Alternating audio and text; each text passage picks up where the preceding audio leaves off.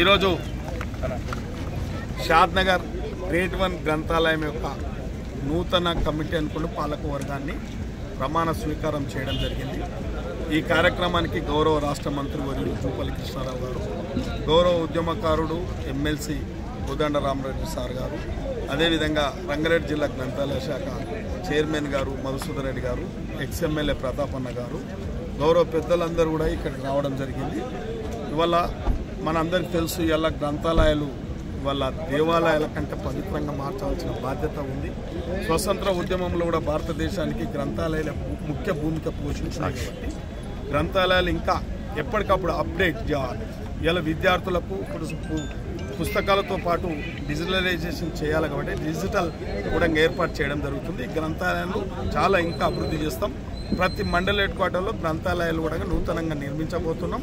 పూర్తి అన్ని వసతులతో కూడుకున్న గ్రంథాలయాలు కూడా నిర్మించబోతా ఉన్నాం కాబట్టి పేద విద్యార్థులందరూ కూడా రేపు భవిష్యత్తులో ఏమైనా సివిల్ కాంపిటీషన్ ఎగ్జామ్స్ కానీ సివిల్ సర్వీస్ ఎగ్జామ్స్ కానీ ఇవన్నీ కూడా జాబ్ మేళకు తట్టుకునే విధంగా కూడా మెటీరియల్ కూడా అందుబాటులో ఉంచడానికి లైబ్రరీలు అన్ని పనిచేయాలని చెప్పి కూడా నూతన కార్యవర్గానికి చెప్పడం జరిగింది, సూచించడం జరిగింది।